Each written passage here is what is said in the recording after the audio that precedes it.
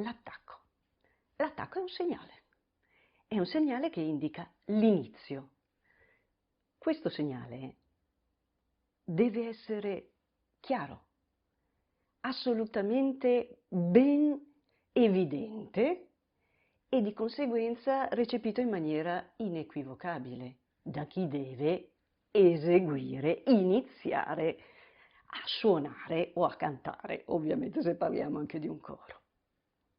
Quando noi pensiamo all'attacco, generalmente lo identifichiamo con il direttore e quindi ci rivolgiamo di solito col pensiero ai gruppi musicali più numerosi, che sia appunto il coro o un'orchestra. Però i gruppi possono essere anche numericamente più ridotti.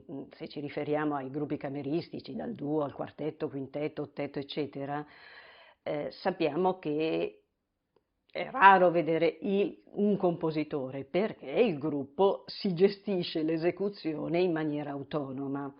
E ricordiamo sempre che anche il direttore come figura è una figura indicativamente, insomma, recente. Dall'Ottocento in poi abbiamo questa figura del direttore così evidente e imponente.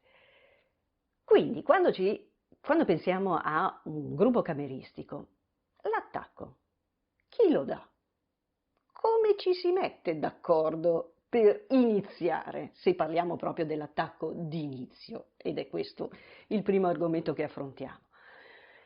Allora, nella storia, nell'aspetto proprio della consuetudine, di solito è lo strumento più acuto che dà l'attacco.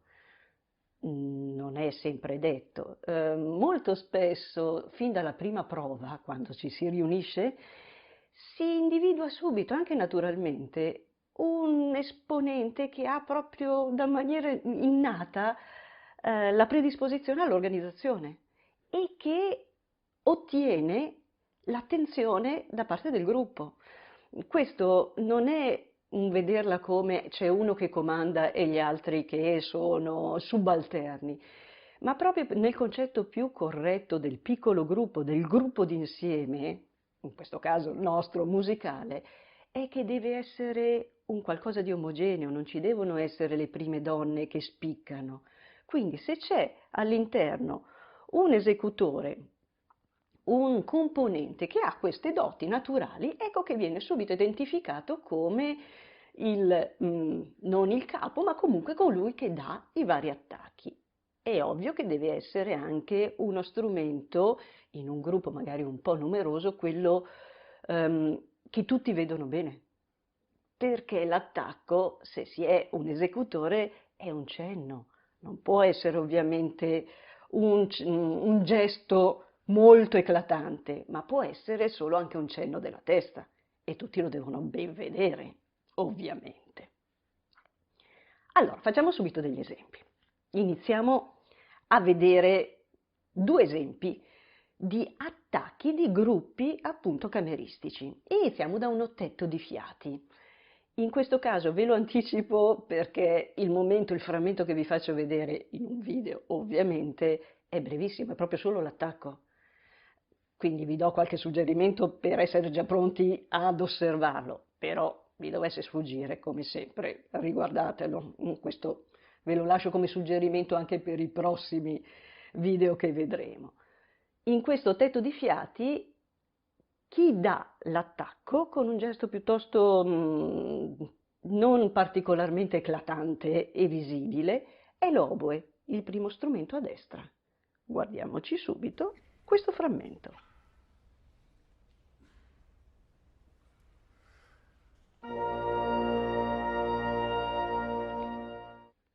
Un attimo, un cenno, un respiro prima, ecco, questo forse è la cosa importante. Il respiro è proprio il motore trainante dell'attacco, a tutti i livelli e per tutti i gruppi. Quel respiro renderlo il più possibile uniforme, tutti attenti al respiro d'attacco. Adesso, altro esempio, prendiamo un gruppo classico, un quintetto d'archi. Qui sarà il violino, che ben ci aspettiamo come segnale d'attacco. il primo dei due violini che vedrete essendo un quintetto d'archi, quindi quello a sinistra, darà l'attacco in maniera anche più evidente. Vi indico un altro componente da osservare, seppur il video è sempre questo frammento molto breve. Guardate la viola, che è lo strumento proprio centrale, il terzo, sempre passando da sinistra, ma anche passando da destra, visto che sono 5. La viola, date un occhio quanto è attenta all'attacco e non solo, perché anche nello scorrere dell'esecuzione, come dicevamo prima, questo componente, il violino, dà anche altri segnali che possono essere anche solo di espressività, di comunque sincronia nell'esecuzione. Guardate anche questo esempio.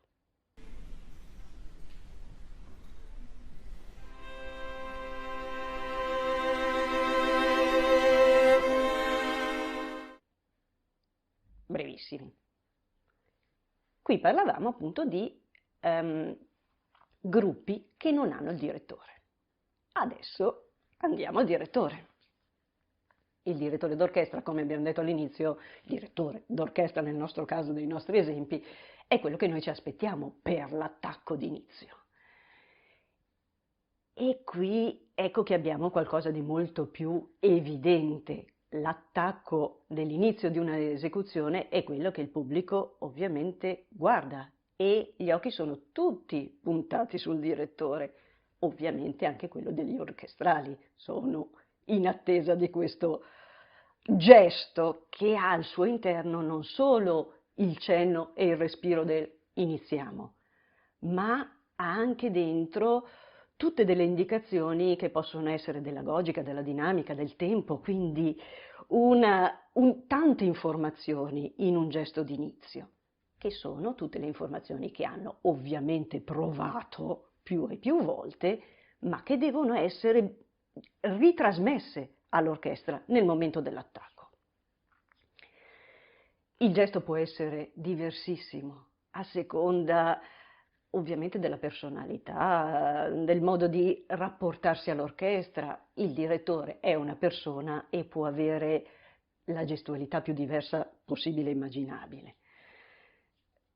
Ed è anche, come possiamo dire, Allora, prendiamo le parole di un direttore d'orchestra, anzi di un compositore e di un grande direttore d'orchestra che è Berlioz. In questa frase abbiamo un'indicazione molto chiara e data da un direttore, nessuno si offende, cioè che lui diceva, a mio parere, il più temibile intermediario tra un compositore e il suo pubblico è il direttore d'orchestra. Temibile non è un termine così di poco conto, perché può essere sia colui che rovina un'esecuzione, ma ovviamente nella maggior parte dei casi, per nostra fortuna, è colui che può dare quel qualcosa in più, quella interpretazione, quella informazione, anche nell'attacco, anche solo in quel gesto che è fondamentale. Quando parliamo di aspetto temibile, e per darvi ancora maggiormente un'idea di quanto un'orchestra possa rispondere bene o male a quello che un direttore indica come informazioni, vi faccio un'altra citazione che secondo me vi può dare anche un'altra idea, e questa è di un primo violino della Wiener Staatsoper. Non vi anticipo niente, ve la dico. Maestro, una parola di più e noi ci mettiamo a suonare esattamente come lei sta dirigendo. Oh, raggelante sicuramente, e questo dà un'idea di quanto può essere negativo in questo caso. L'orchestra dal direttore non ha delle indicazioni di come suonare la sua parte da un punto di vista, come imparare la sua parte, la sa già, ma deve avere delle informazioni che l'orchestra deve ritenere utili, che funzionino. E nell'attacco c'è tanto di questo. Adesso finisco di parlare, vi faccio subito vedere altri esempi. In questo caso vediamo 6 direttori d'orchestra alle prese con lo stesso brano, con l'attacco della Quinta Sinfonia di Beethoven. Io non vi dico quali sono i direttori d'orchestra, scusate. Molti di questi li conoscete perché avranno ovviamente gestualità diverse, rese diverse, vi farete voi la vostra idea. Vi prego, osservateli tutti con estrema attenzione. È gustoso.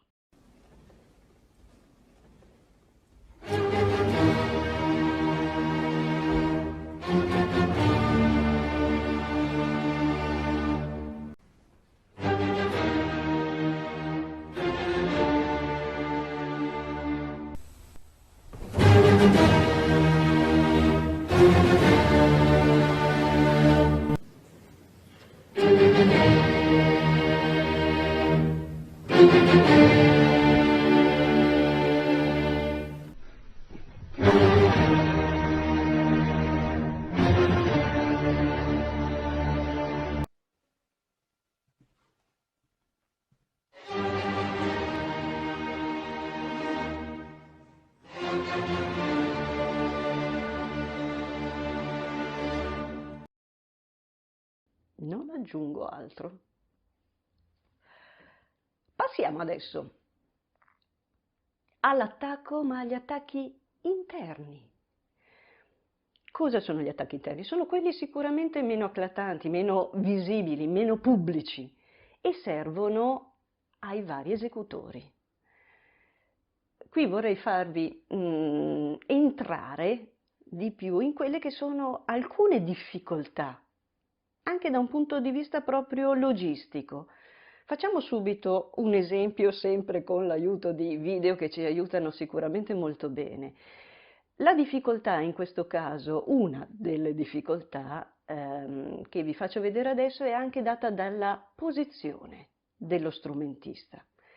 In questo caso è un organo, è un organista alle prese, vi faccio vedere un momento dell'esecuzione di questa Sinfonia numero 3 di Camille Saint-Saëns. Parliamo di posizione.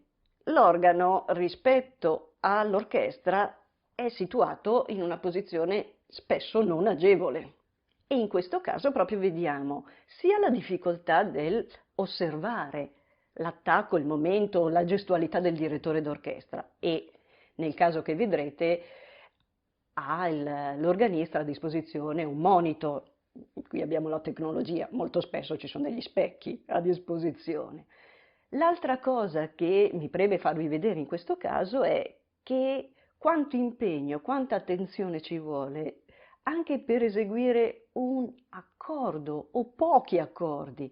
Vedrete quanto Daniel Roth, che è l'organista alle prese con questo momento, si impegna, conta, anche a favore dei 2 assistenti giovani a cui vuol dare un'indicazione proprio anche didattica di quanto è importante osservare, guardare, contare, a maggior ragione per entrare in maniera perfetta, anche perché l'organo si sente se sbaglia.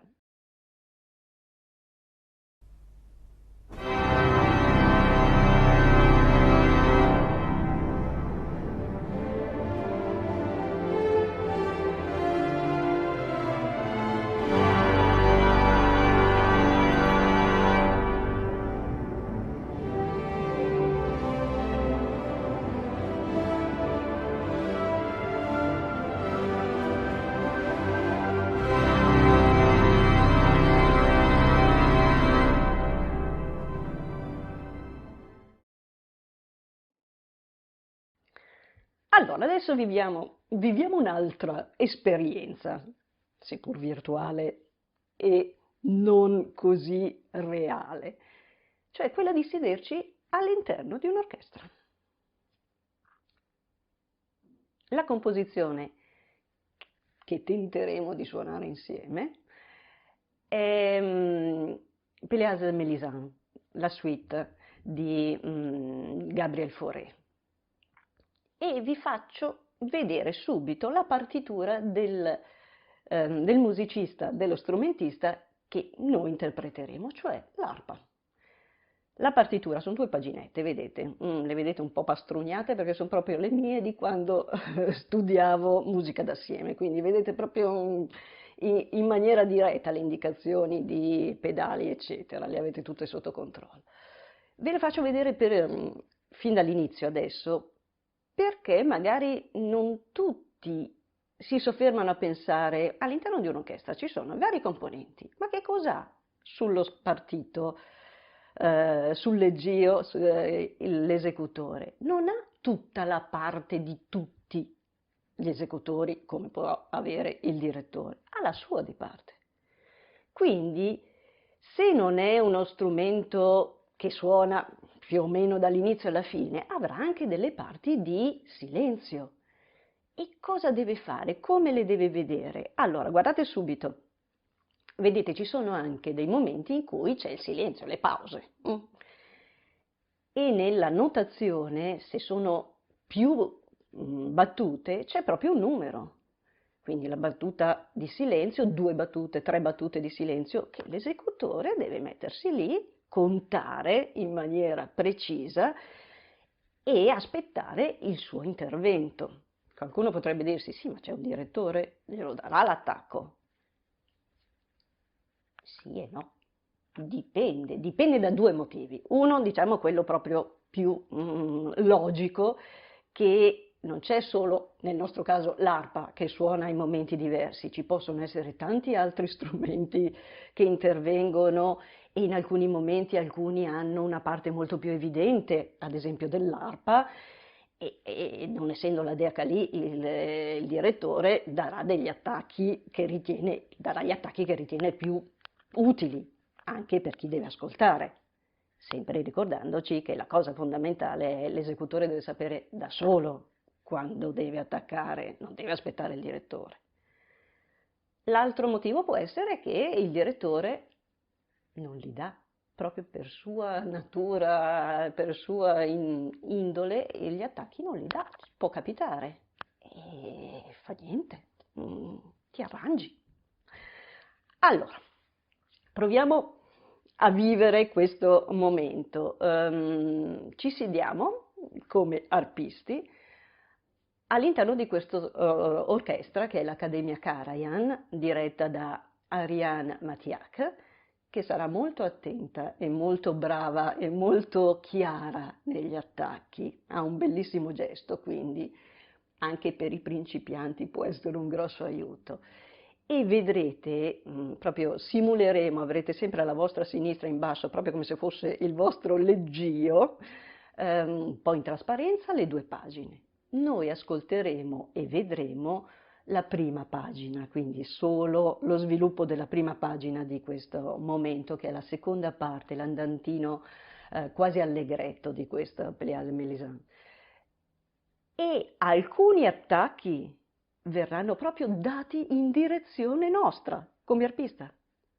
Il direttore ci dà l'attacco nei momenti più evidenti e io vi aiuterò anche con lo spartito, per renderlo un pochino più evidente ancora. Quindi a questo punto, seduti, tiratevi l'arpa sulla spalla e attenti agli attacchi.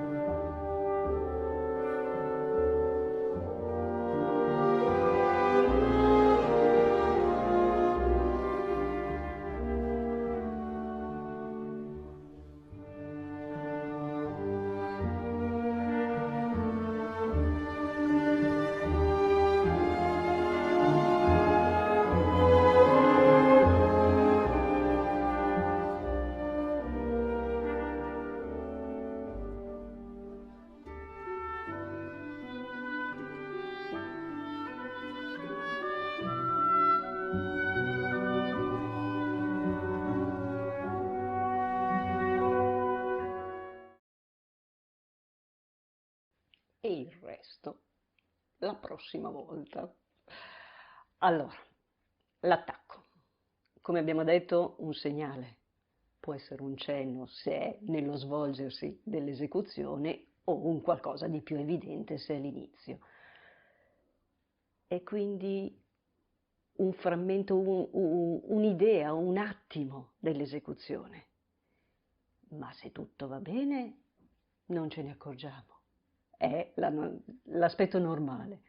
Ce ne accorgiamo solamente solo se qualcosa non va per il verso giusto. Alla prossima!